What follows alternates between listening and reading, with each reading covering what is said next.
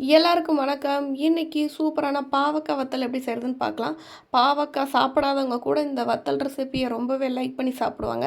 அதுக்கு இந்த மாரி பெரிய சைஸ் பாவக்காவ நான் அந்த மாரி ஓரளவு சன்னமான ஒரு சைஸஸ்ல நான் ஸ்லைஸ் போட்டு வச்சுக்கிறேன். ரொம்பவும் குட்டியா தின்னா இருக்கக்கூடாது. ரொம்பவும் பெரிய சைஸா இருக்கக்கூடாது. இந்த மாரி அளவுல நீங்க ஈக்குவலா கட் பண்ணி வச்சுக்கோங்க.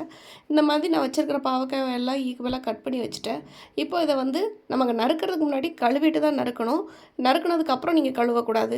இப்போ பாத்திரத்தில கொஞ்சமா வெந்நீர் வச்சிருக்கிறேன். அதாவது அடுப்பில தண்ணி வச்சிருந்து, அது நல்லா தண்ணி சூடாகட்டும். சூடானதுக்கப்புறமா நம்ம நறுக்கி வச்சிருக்க பாவக்காவையும் அதில போட்டுட்டு, அதிலேயே கல் உப்பையும் ஆட் பண்ணிடலாம். இப்போ இந்த பாவக்காய் நல்லா வேகணும். ரொம்பயும் குழையக்கூடாது. பட் ஆனால் வெந்திருக்கணும். அந்த அளவுக்கு நம்ம இதை வேக வச்சுக்கலாம்.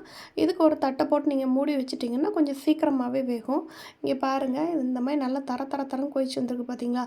இந்த டைமில் நீங்கள் கொஞ்சம் நடுவில் நடுவில் எடுத்து ஓப்பன் பண்ணி வெந்துருச்சான்னு அப்பப்போ செக் பண்ணி பாருங்கள். வெந்துருச்சுன்னா அது 2ஆக கட் பண்ணுறதுக்கு ஈஸியாக வரணும்.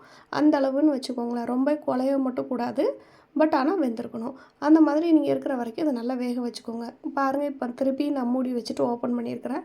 இப்போ 2வது வாட்டி ஓப்பன் பண்ணும்போது தண்ணியெல்லாம் நல்லாவே வத்திருச்சு. நான் இப்போ சிம்மில் வச்சுட்டு இது வெந்திருக்கா இல்லையான்னு செக் பண்ணி பார்க்குறேன். வெந்திருக்கு. இப்போ உங்களுக்கு நான் கட் பண்ணி காட்டுறேன் பாருங்கள். கை சூடாக இருக்குங்கிறதுனால நான் ஸ்பூன் வச்சு உங்களுக்கு கட் பண்ணி காட்டுறேன்.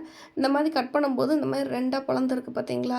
இந்த அளவுக்கு தான் பதம். இந்த அளவுக்கு வந்த உடனே நம்ம இதை ஸ்டவ்வை ஆஃப் பண்ணிவிட்டு இதோட தண்ணியெல்லாம் தனியாக வடித்து எடுத்துடலாம். தண்ணி தனியாக உடனே சீக்கிரமாக வடித்து எடுத்துருங்க. நீங்கள் தண்ணியோடையே வச்சுருந்து ஆறுனதுக்கப்புறம் நீங்கள் வடிச்சிங்கனாலுமே அது இந்த பதம் மாறி உங்களுக்கு கொஞ்சம் இன்னுமே அதிகமாக வெந்துடும். அதனால் உடனடியாக இந்த மாதிரி கஞ்சி அந்த மாதிரி ஏதாவது ஜல்லடையில் போட்டு நீங்கள் தண்ணி வடிய வச்சு ஆற வச்சுருங்க. ஆற வச்சுட்டு நீங்கள் ஒரு பிளேட்டில் வச்சு காய வச்சிட வேண்டியதான். இப்போ பிளேட்டில் நீங்கள் வைக்கிறப்போ மொத்தமாக ஒரே பக்கமாக அப்படி போடாமல் இந்த மாதிரி ஒரு பீஸாக எடுத்து நீங்கள் கீழே கீழே தனித்தனியாக டச் பண்ணாமல் அதளவுக்கு வச்சிங்க அப்படின்னா கொஞ்சம் சீக்கிரமாக ஈக்குவலாக வேகும். இது நான் இப்போ நாள் நான் வேக வச்சுட்டு எடுத்து வெயிலில் வச்சுருக்கிறேன். இன்றைக்கி ஈவினிங் அது எப்படி இருக்குதுன்னு பார்க்கலாம். இங்கே பாருங்கள், ஈவினிங் இந்த மாதிரி ஆயிடுச்சு. இதுவே நல்லா காஞ்ச மாதிரி தான் ஆயிருக்கு. நம்ம ஊர் வெயிலுக்கு சூப்பராகவே காயுது. இருந்தாலும் இந்த மாதிரி ஒட்டியிருக்கு பார்த்தீங்களா? அதனால் மறுநாள் திருப்பியும் நீங்கள் போட்டு காய வச்சிடலாம். இப்படி ஒரு 2 நாள் நீங்கள் காய வச்சுட்டு 2லேருந்து 3 நாள் வரைக்கும் காய வச்சுக்கோங்க. காய வச்சுட்டு நீங்கள் பார்க்கும்போது இந்த மாதிரி ஒடிச்சா டக்குன்னு இந்த மாதிரி ஒடியணும். அந்த அளவுக்கு காயிறப்பா தான் இருக்கணும். அப்படி காஞ்சிருச்சுன்னா பாவக்காய் வத்தல் உங்களுக்கு ரெடி ஆயிடுச்சு. இப்போ இதை வறுத்து நம்ம சாப்பிட்றலாம். கொஞ்சமாக ஆயில் வச்சுருக்கிறேன் உங்களுக்கு வறுத்து காட்டுறதுக்காண்டி. கொஞ்சமாக ஆயில் வச்சுட்டு அதில் பாவக்காய் வத்தல் நான் போட்டு ஃப்ரை பண்ணுறேன். ஆயில் ஓரளவு மிதமான சூடில் இருக்கட்டும். அப்போ தான் இது ஒன்று போல் நல்லா வறுத்து வரும். வறுத்ததுக்கப்புறம் பார்த்தீங்கன்னா இது நல்லா புஸ்ஸுன்னு நிற்கும் பாருங்கள் பாவக்காய் வத்தல். இதில் அவ்வளோவா கசப்பே தெரியாது. டேஸ்ட்டுமே ரொம்ப நல்லா சாஃப்டாக இருக்கும். வித்தியாசமாக அந்த டேஸ்ட் இருக்கும்.